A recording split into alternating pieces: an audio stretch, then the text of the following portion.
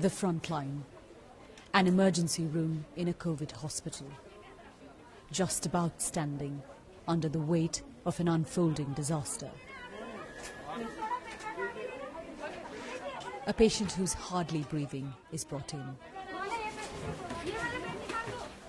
As nurses try to get him to respond, there's another person, even more critical.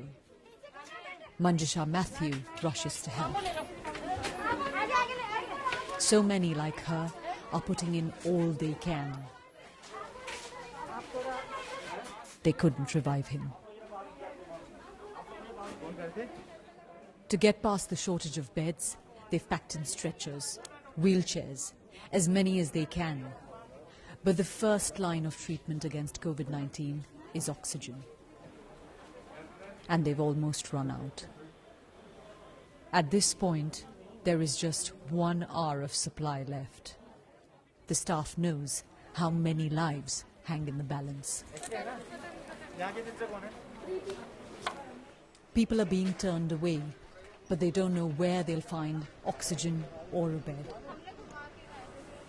Manora Bibi was taken in for a short while to stabilize her. We've already been to 5 hospitals. Where will poor people like us go? Her nephew asks. But this hospital is so on the brink, they have to leave. The intensive care unit is full too. There are next to no ICU beds in a city of 20 million. These are patients in a critical condition. It's unthinkable, unimaginable that one would think of them as better off in any way. But it's the reality of what we're seeing in India. People in an ICU have won the first battle to be here. Between seeing his patients, the doctor constantly on calls. Back up, that's another couple of hours. So we are struggling. He's desperately trying to get more oxygen.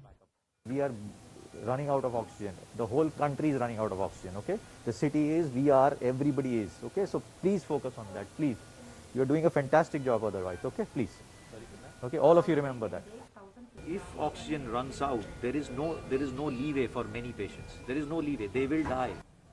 Day after day, the staff works here, knowing full well that if their families get sick, even they will struggle to find medical care. There is helplessness and anger. The government in some ways failed in estimating what was going to happen, the needs that would arise if the numbers started rising. There was a sense of preparation in the earlier surge which seemed to have disappeared in between.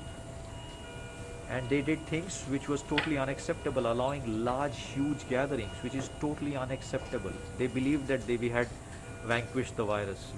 Some oxygen arrives a bit later, but it can only last a few hours.